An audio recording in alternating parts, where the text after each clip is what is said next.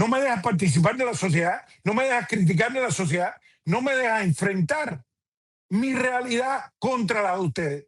Entonces, ¿qué me queda? Lo que ha hecho esta comunidad. Usar el espacio que tengo aquí para precisamente presionar eso allá. Pero no me eche la culpa a todas las medidas de los Estados Unidos.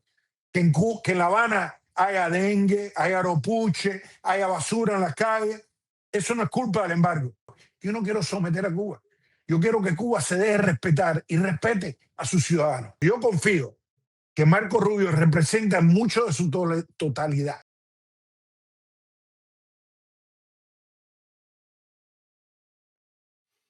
Venezuela, hablaste algo que había esta operación militar que fue sin ninguna duda espectacular en términos militares y el resultado que tuvo, pero ahora parece que Donald Trump y Marco Rubio están en el dialoguismo con lo que queda del chavismo. O sea, a ti y a mí, cuando hemos hablado de diálogo, nos han querido freír, No, por Dios, por Dios. nos han puesto. Entonces, ahora que Pero Trump y déjame, Marco Rubio están en el diálogo, ahora sí está bien, ¿no? ¿Cómo tú ves bueno, esa? déjame ponerte un poquito de contexto. Y esto a veces la gente no entiende por qué el concepto de no diálogo es tan fuerte en nuestra comunidad. Hay dos eventos que marcan eso. El primero fue el diálogo que ocurrió entre Cuba y los Estados Unidos, que fue un diálogo que en muchos sentidos desubicó el liderazgo del exilio, ¿no? Porque Fidel Castro escogió con quién dialogaba. No era Kennedy, que era un líder, no. Fidel dijo, estas son la gente que van a venir. Les dio un discurso marxista, y les invitó a incorporarse, no en la nación, pero en la revolución. Y fue un desastre. Descabezó el exilio, porque desempoderó los exilios, le dio mucho poder a esa gente que participaron en el diálogo, porque soltaron presos, pero en fin de cuentas el diálogo no llegó a nada.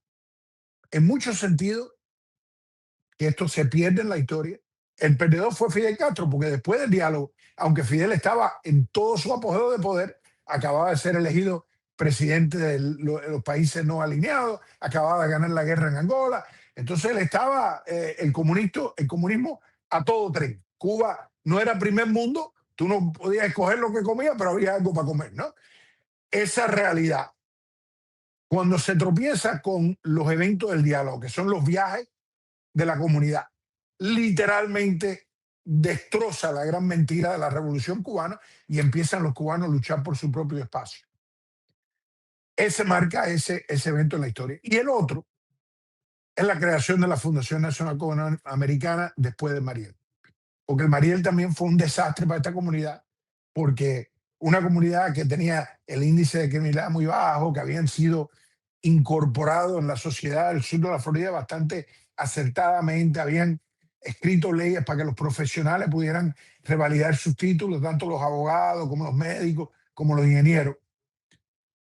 Llega el Mariel, a donde un pequeño porción de ellos eran criminales, pero delictivos de enfermedad, no de más nada. Delictivos en muchos sentidos, también por la tensión y la presión de represión del gobierno de Cuba.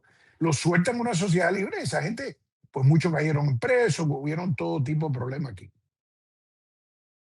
Pero cuando se crea la fundación, un concepto que Mascanoso tenía muy claro, es que él decía, no podemos ir al diálogo, porque cuando hay un diálogo, si no es con nosotros, va a ser con los americanos y los cubanos, y nosotros nos van a dar sentados.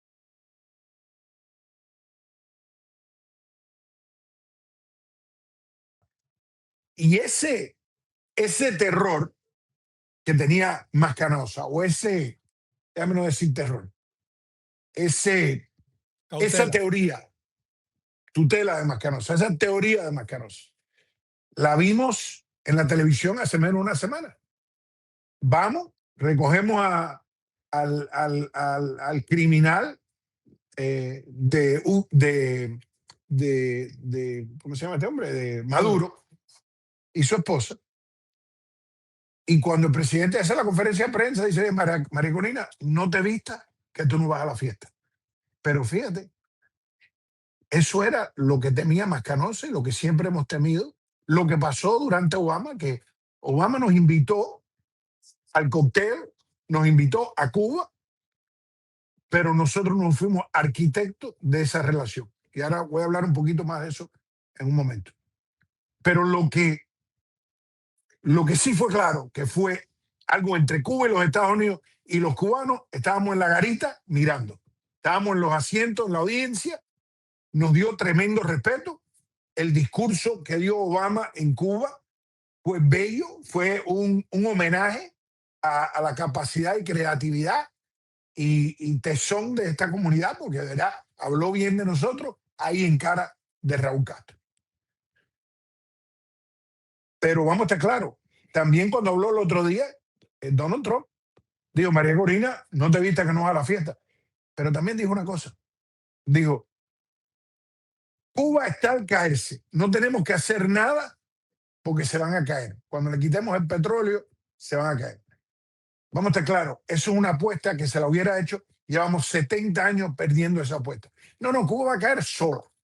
No hay que preocuparse, no hay que hacer nada. Y lo que hay que hacer es de aquí, sentado en nuestra silla, seguir apretando y apretando que eventualmente mi abuela, que tiene dengue, que ha sufrido un apuche, que no tiene electricidad, que no tiene agua potable, ella se va a enfrentar con el régimen y va a tumbar el gobierno de Cuba, que es una cosa absurda. Entonces, estamos entre Guatemala y Guatepeor.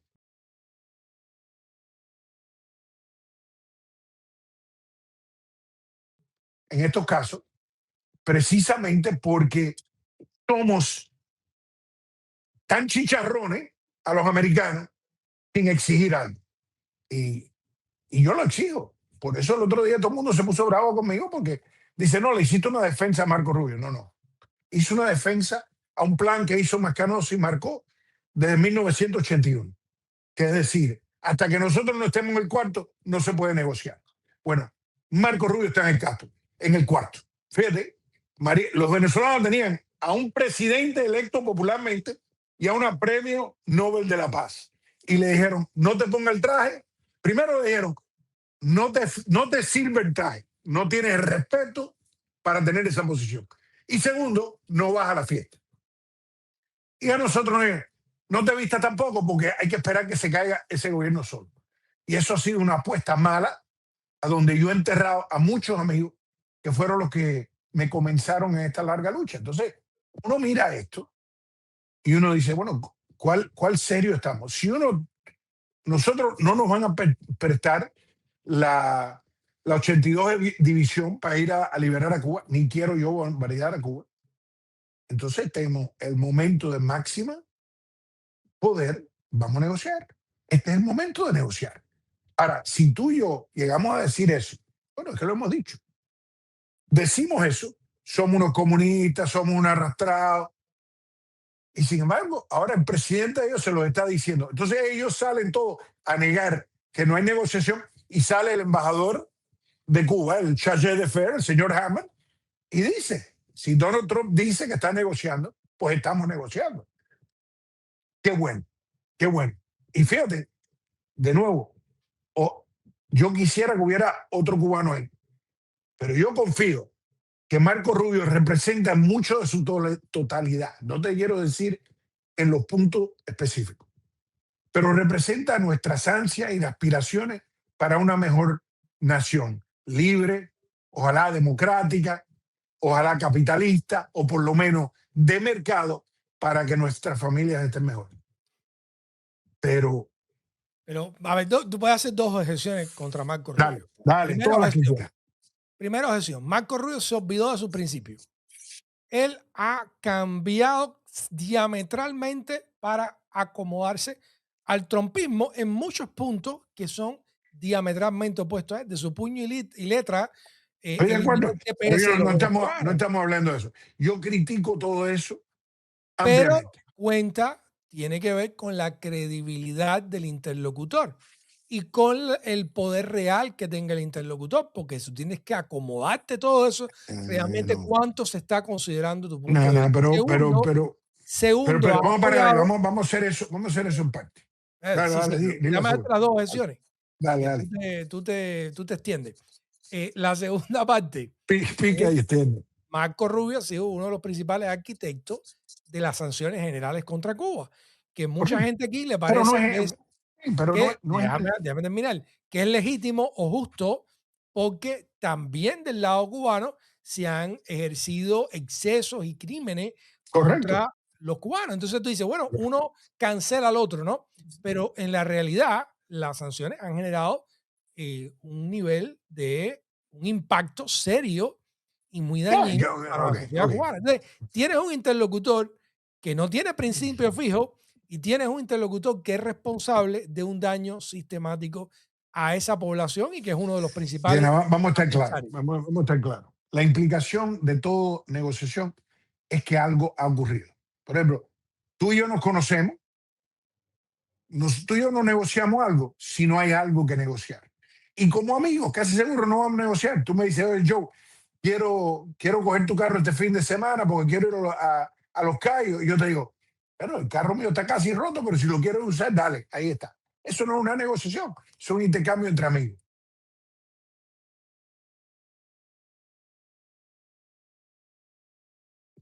O tú me dices, Joe, quiero usar tu carro para ir a Los Cayos, te voy a pagar $100 y tú coges mi carro y no me lo devuelves, ¿no? Y no me pagas los $100. Entonces tenemos que entrar a una negociación. Yo te voy a decir, te voy a caer a golpe, o voy a ir a la corte, o voy a llamar a la policía, y ahí empieza una negociación. Entonces, indudablemente que hay un conflicto entre los Estados Unidos y Cuba.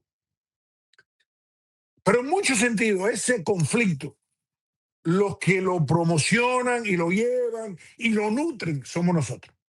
Fíjate, Cuba es el país más sancionado del mundo. ¿Entender eso? Hubo Sudáfrica que tenía apartheid, que estaba matando ciudadanos. No, no, Cuba tiene más sanciones que eso. Hubo el gobierno de Camboya que se comió 2 millones de sus ciudadanos como si fueran, no sé, papitas fritas. No tenía tantas sanciones. Estaba el imperio de la URSS, que estábamos en guerra con ellos casi, la Guerra Fría, ¿no? Tenía hasta nombre. Nos gastamos trillones de dólares preparando para aniquilarlos uno al otro. Tenía menos sanciones que lo que tiene Cuba. Entonces, el país este más sancionado del mundo, la razón que tiene todas esas sanciones, somos los cubanos americanos. Te hago un cuento que es muy gracioso. La jefa de protocolo del lado cubano que negoció con el lado de Obama, de la administración americana, cuando el acuerdo con Obama, cuando se reúnen a hablar de sanciones, los americanos proponían cosas que se podía hacer para aliviar y los cubanos, que los cubanos se conocen las sanciones mejor que los americanos, decían, no, es que no se puede hacer eso por esto, no se puede hacer esto por esto. Y ellos decían, me dijeron a mí, me dijo esa persona, los americanos ni sabían todas las sanciones. Y es precisamente porque los americanos han sido un proxy para los cubanos americanos en lo que ha sido no una revolución, pero una guerra civil entre cubanos. Y hemos usado nuestro poder con toda legitimidad para tratar de ganar un espacio en la sociedad cubana porque el gobierno de Cuba no nos deja participar.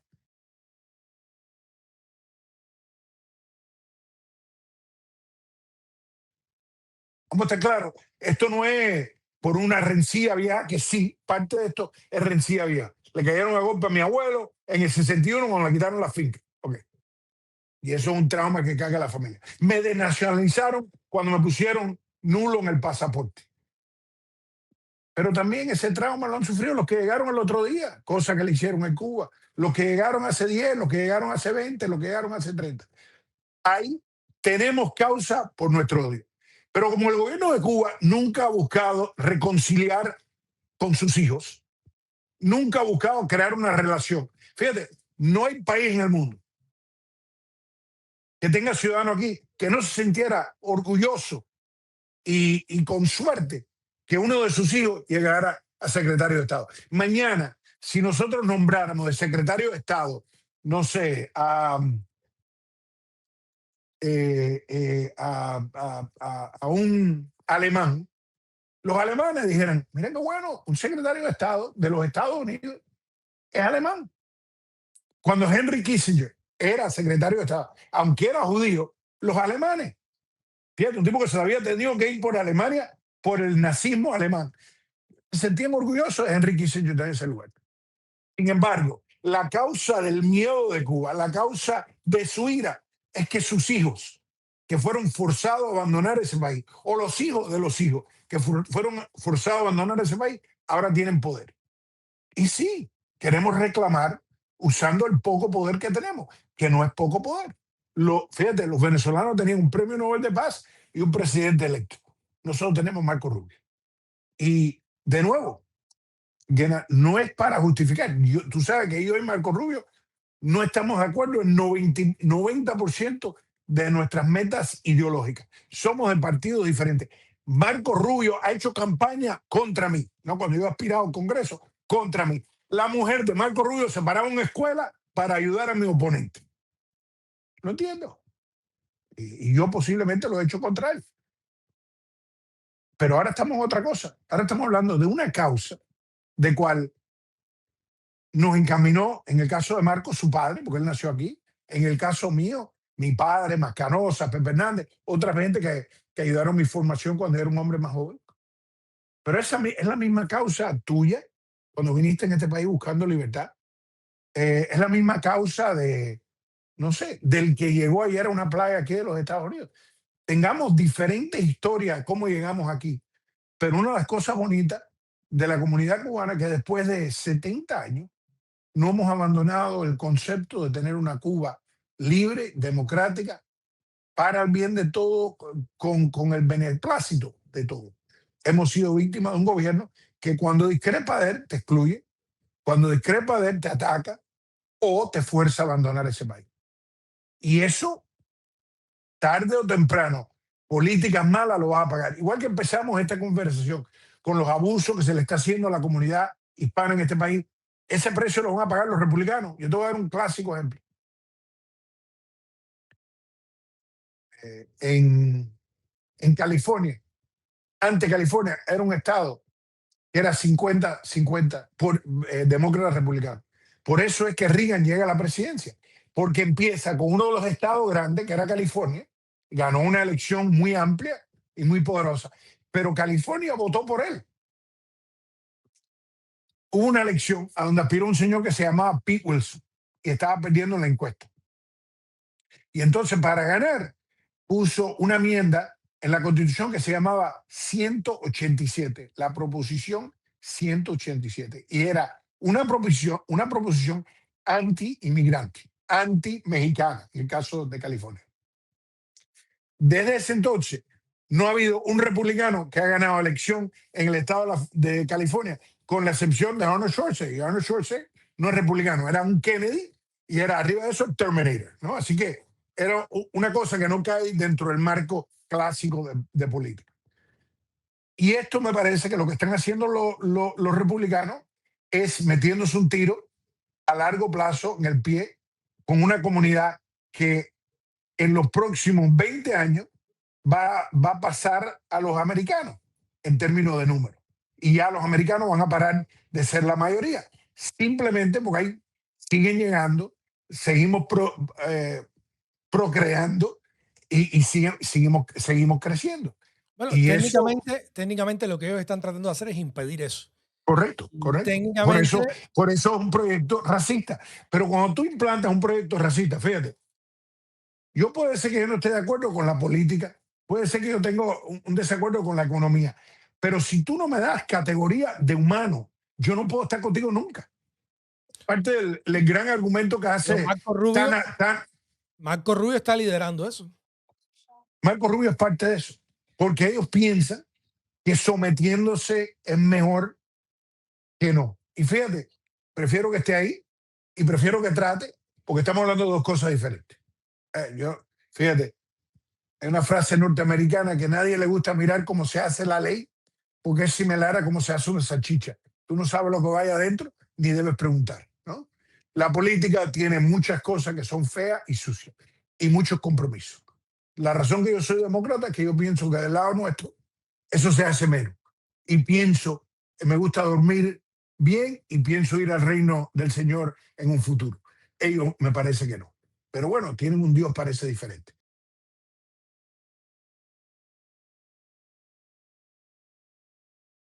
Entonces, todo lo que yo pienso aquí es que Marco Rubio tiene esas ansias y esa esperanza y estamos en la mesa. Cuando se discuta Cuba, hay un cubano ahí.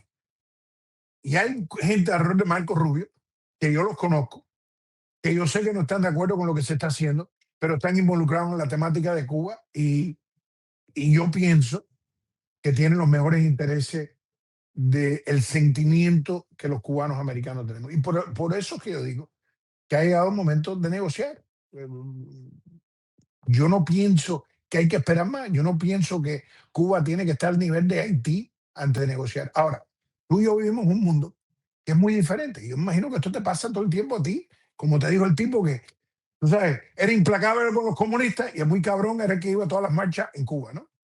Eso es muy típico del cubano. Yo no sé, no sé de otros grupos, pero los cubanos es muy típico. Yo tengo un amigo que está aquí hace menos de 6 meses. Dice, no, lo que hace falta es acabar con todo ello. Pero explícame cómo tú vas a hacer eso. Y yo lo entiendo, porque cuando uno se siente desposeído, sin poder, y déjame decirte, ese es el sentimiento. No, no lo he vivido yo, pero se lo he sentido. Cuando tú te enfrentas al gobierno de Cuba y te dicen no, es no por todos lados. Pierdes tu carrera, pierdes tu familia, pierdes tu capacidad, literalmente te sacan del juego. O como le gusta, te ponen básicamente en plan pijama. La Eso muerte crea civil, ¿eh? la muerte civil. La muerte civil. Te desplazan de la sociedad y vives en Cuba, pero no eres parte de ella y abusan de ti. Yo pienso que esa impotencia que nosotros tenemos ante Cuba nos hace sobrereaccionar. Y cualquier persona que ha leído historia, lo que tú sabes en esos momentos de donde un lado tiene todo el poder y el otro está desposeído, lo que ocurre son abusos. Ocurrió con nuestra familia contra el gobierno de Cuba, ocurrió contigo, ocurrió con mis padres, ocurrió con el que se fue el otro día de Cuba. Eso lo sabemos. Pero hasta en caso de los buenos, el clásico ejemplo de los franceses, cuando al fin liberan a París, los que la gente se pusieron a abusar, a caer a golpe, no eran los colaboradores grandes y poderosos y ricos que muchísimos franceses participaron de la ocupación del lado de los alemanes. Eran las mujeres que tenían novios alemanes o hijos alemanes. Y entonces siempre el desposeído, el pobre, el más débil, es el que cae con la autoridad del impotente que al fin tiene poder. Entonces yo veo esas cosas y me preocupa enormemente. Primero por la locura de querer tener un poder que nunca vamos a tener, ¿no? Si aquí los cubanos americanos tienen un ejército secreto, no sé de él. Y no me han invitado a participar. Pero aquí lo que tú ves son héroes de picotilla, gente que estaban del lado de allá enforzando cosas y ahora están del lado de acá enforzando contra nosotros y hablando mal del gobierno. Hay de gente que eran artistas travestes y vivían aquí, iban a Cuba, hasta personas que fueron jefe de despacho de Raúl Castro y ahora son republicanos recalcitrantes en Miami. Entonces, ya en el viñal de Dios todo es posible. Pero eso de nosotros que predicamos ser responsables, obviamente no queremos represión en Cuba. Obviamente queremos que suelten los presos políticos. Obviamente queremos que los cubanos tengan el derecho a decidir su futuro. Obviamente queremos empresas privadas para que la sociedad cubana se pueda desarrollar. Queremos una sociedad justa, libre y con todas las posibilidades. Pero lo que no podemos querer en una fantasía es decir, bueno, cuando se desaparece, ¿cuántos comunistas hay en Cuba? 200.000, vamos a hacer un número malo. 200.000, medio millón, 1 millón. ¿Qué vamos a hacer? Mudarlos para Chile. ¿A dónde los vamos a llevar? Para Norcorea, vamos a poner aviones, vuelos de la libertad o luego del comunismo. Es una cosa absurda, es una cosa que no compagina con la realidad. La realidad es que precisamente si tienes poder, negocia para que mejore la vida de la gente que están en cárcel en Cuba, para que mejore la vida de los cubanos que están sufriendo de enfermedades, que no tienen medicina. Y en muchos sentidos, yo imagino que tú lo has enseñado. Si no lo enseñas, hay un video ahí muy bueno de Jorge Mascanosa hablando de lo que deseábamos para Cuba. Y en el deseo él nunca habla de revanchismo, de ataque, de destrucción. Lo que habla es cómo hacer una mejor Cuba entre todos para el bien de todos. Y eso me parece que no es pedir mucho y es algo que también el gobierno de Cuba se debería dar cuenta que es lo que nos motiva a todos. Sí, hay algunos con razones de ser famosos en el Internet que hablan de cualquier sendero porque el Internet te lo pide. Parte de la razón que tú no eres más popular es que tú no dices cosas alocadas, ¿no? Tú eres un tipo responsable y hablas dentro de un parámetro.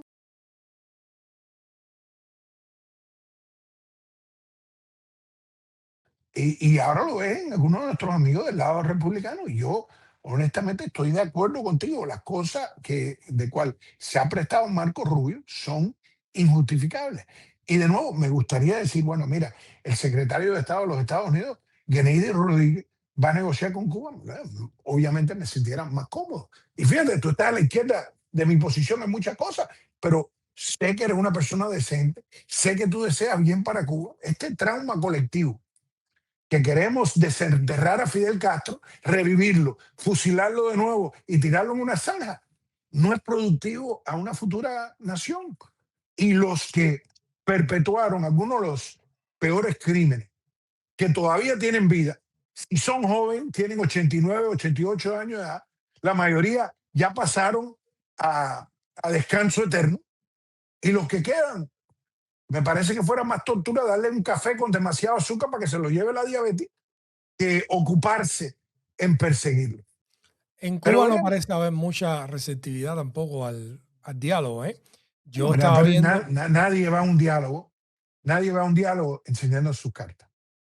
Vamos a yo estar claros. estaba, aquí hemos seguido el caso de José Gabriel Barrenechea, periodista independiente, que él colaboraba con nuestra plataforma, venía, participaba aquí, y ayer dictaron la sentencia de 6 años de privación de No, libertad. salvaje, es salvaje. Entonces tú te haces la pregunta, ¿tú no crees que tenemos razón? O sea, cuando los cubanos hablan de, ¿cuál es la palabra que ellos usan? Cuando tú infringes la soberanía.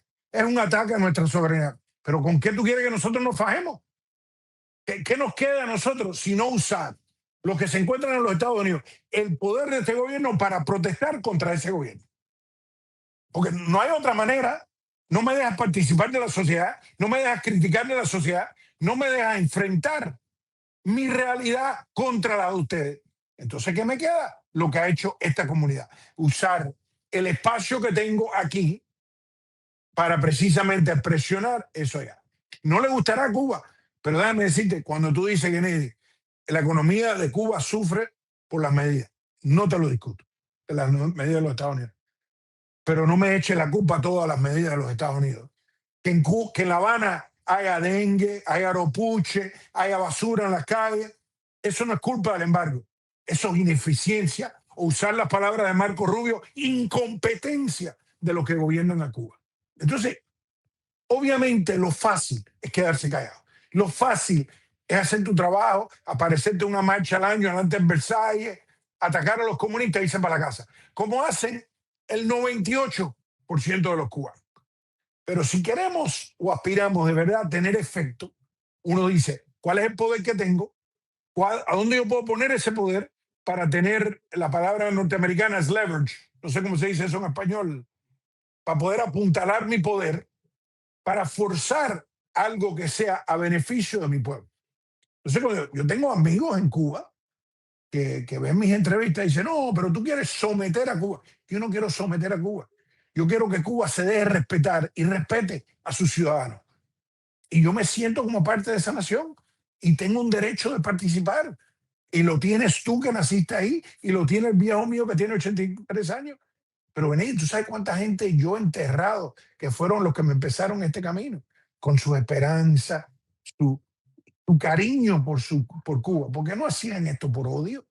Lo hacían porque tenían un profundo cariño y habían vivido o pensaban que pudiera existir una Cuba mejor de la que existe ahora.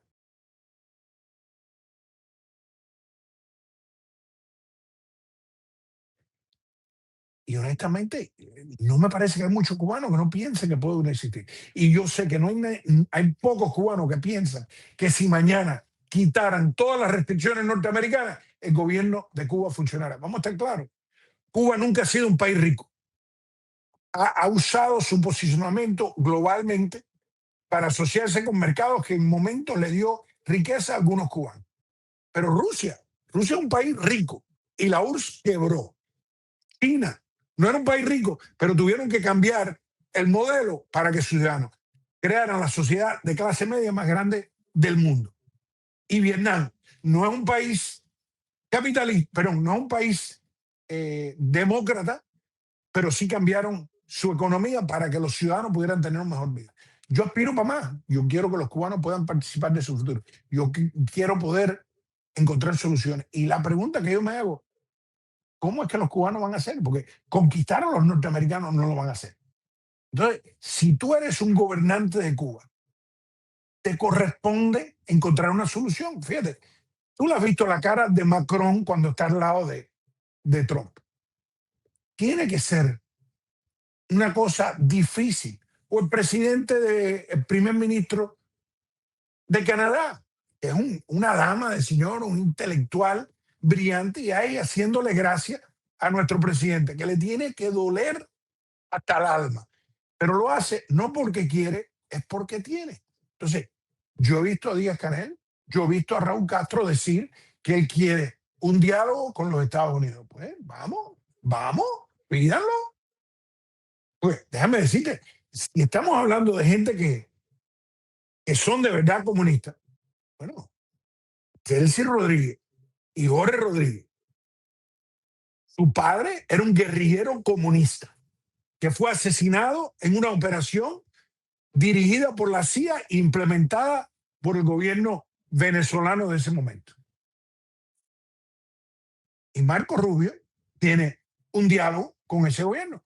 Bueno, vamos a tener un diálogo en Cuba para encontrar una solución, para mejorar la vida de nuestros coterráneos, para mejorar el futuro de Cuba, para tener algo serio, en vez de hablar mierda para hablar ante Versalles.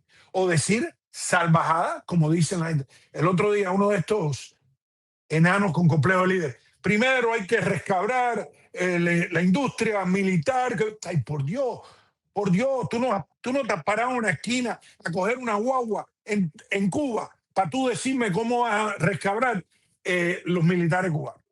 Y fíjate, hasta Trump, en sus desmesurados comentarios que Marco Rubio tiene que asamblar después que él lo destruye, le dio hasta una línea de respeto a los cubanos. Dice, no, los cubanos se fajaron, ¿no? Porque Trump ve esto como si fuera un programa de video, ¿no? Y los soldados norteamericanos llevan una camarita ahí, así que tú vas viendo lo que están haciendo. Y digo que salió un reporte el otro día de la CIA que Cuba no fuera tan simple hacer lo que hicimos en Venezuela. Entonces, si ese es el caso, vamos a tener una vista seria, porque yo no quiero que Cuba sea peor que Haití. Yo no quiero que todo el mundo se muera en Cuba para entonces liberarla.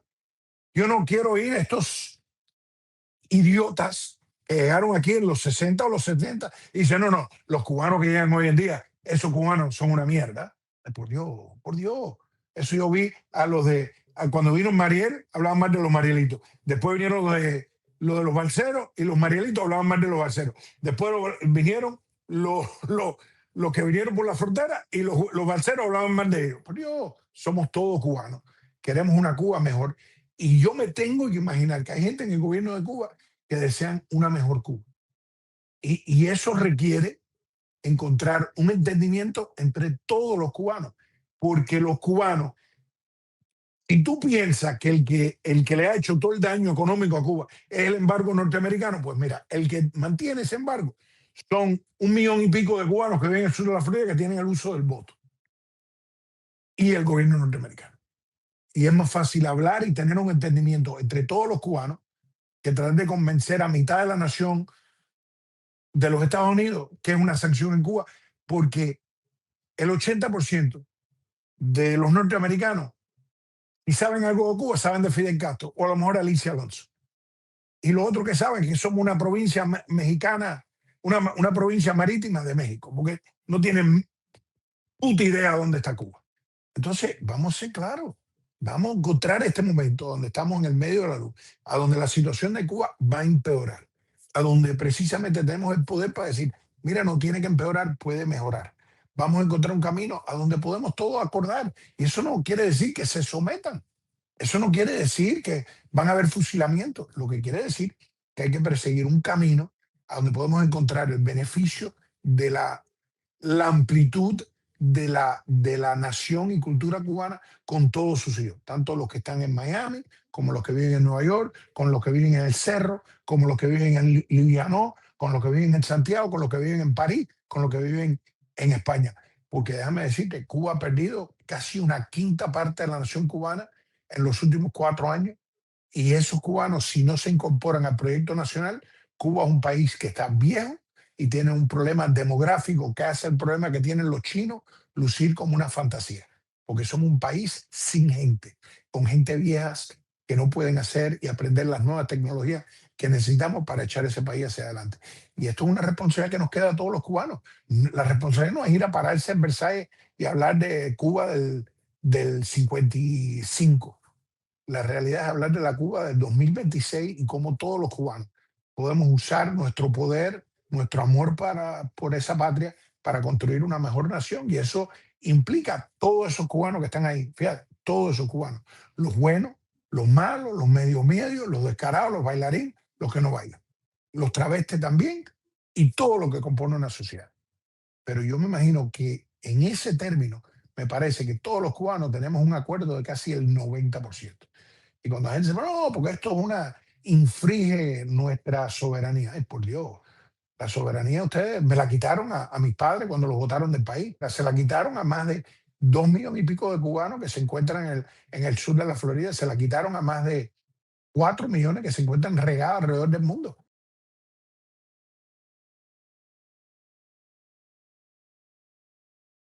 Y eso no es culpa de los americanos. Eso es culpa del gobierno de Cuba, porque desafortunadamente, como dice mi amigo Norberto Fuentes, Cuba, la revolución cubana nunca se desmovilizó, nunca buscó una reconciliación nacional con sus hijos, nunca dijo, hemos cometido errores, igual que nuestros enemigos cometieron errores, pero vamos a encontrar un espacio. No, lo que hicieron fue negarnos, dejarnos, acusarnos. Cuando no éramos escoria, éramos lumpen. Cuando no éramos lumpen, éramos otra cosa. Y Fidel Castro, en su creatividad, pues siempre encontraba un nombrete. Cuando a mí me nombraron en la Fundación Nacional Cubamericana, me dijo a mí, Joe García, el consigliere de la mafia de Miami. Eh, y es así. Y entonces, en vez de nosotros parar y decir, el que se equivoca es él, no, nosotros usamos la misma retórica para empezar a atacarlo a él.